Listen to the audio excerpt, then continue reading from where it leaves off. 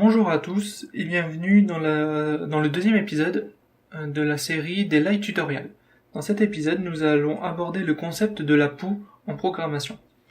Alors déjà, qu'est-ce que ça veut dire? La POO veut dire programmation orientée objet. Et qu'est-ce que c'est? C'est un concept, une méthode de travail. Ça va permettre d'organiser notre code d'une certaine façon. Il faut savoir aussi que tous les langages de programmation ne l'utilisent pas. Alors concrètement, comment ça fonctionne? On va avoir notre programme. Dans ce programme, on va créer plusieurs objets qui vont interagir entre eux. Cet objet, on ne va pas le créer spécifiquement à chaque fois. C'est-à-dire qu'on va avoir un plan qui va permettre de décrire cet objet et à partir de là, on pourra les créer. Donc un plan, ce plan s'appelle la classe.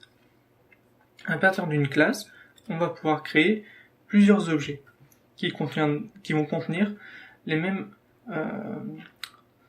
propriétés et fonctionnalités. Il faut savoir aussi que chaque objet est indépendant des autres. C'est-à-dire que même s'ils ont les mêmes propriétés, le premier objet pourra avoir une couleur bleue, le deuxième pourra avoir une couleur noire. Mais ils ont tous les deux une couleur. Donc comme je disais, la classe va contenir les différentes caractéristiques. Donc c'est ce qu'on appelle des propriétés. En gros, ce sont des variables. Ensuite, on va voir les fonctionnalités, qui sont donc des fonctions. C'est ce qu'on appelle dans la classe les méthodes. Alors, maintenant, je vais illustrer tout ça avec un exemple un peu plus concret. Donc, on va prendre l'exemple du véhicule. Donc, on va créer la classe véhicule, et dans cette classe, on va avoir une vitesse, une couleur, des kilomètres parcourus, et notre véhicule va pouvoir avancer d'un certain nombre de kilomètres. Une fois que nous avons créé la classe, on va pouvoir instancier différents objets. Donc, c'est du vocabulaire. Quand on dit j'ai instancié ma classe véhicule, c'est j'ai créé un objet. Donc ici, nous avons 3 instances de véhicules. Maintenant, on sait donc créer une classe et instancier les différents objets. On va donc voir un concept important dans la POO. C'est ce qu'on appelle l'héritage. Alors, pour vous expliquer ça, je vais directement l'illustrer par un exemple.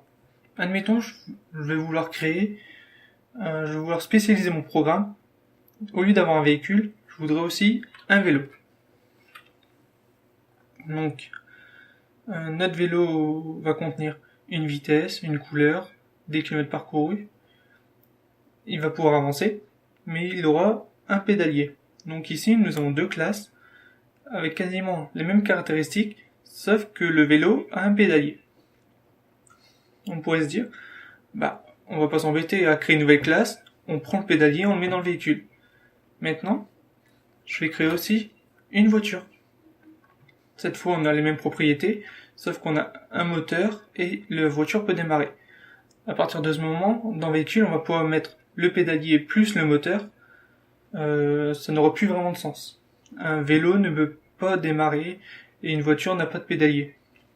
C'est pour ça qu'il y a l'héritage. Ça va permettre à nos classes d'étendre. Ça va permettre à une classe de s'étendre. Donc ici, on crée notre classe de base, c'est-à-dire véhicule, et ensuite on va spécialiser. D'un côté, on aura les vélos, donc qui va contenir toutes les propriétés de véhicule, plus un pédalier. Et pareil pour la voiture, on aura toutes les propriétés d'un véhicule, et en plus, la voiture aura un moteur et pourra démarrer.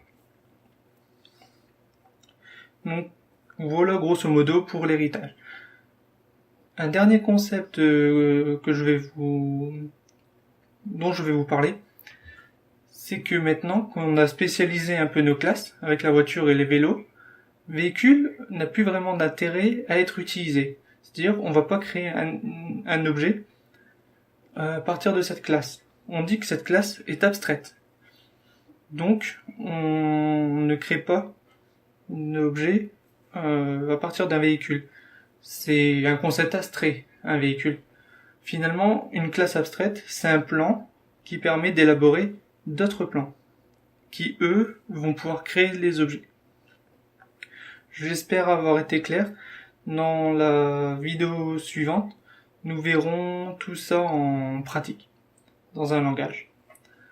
Donc je vous dis dans une prochaine vidéo, salut!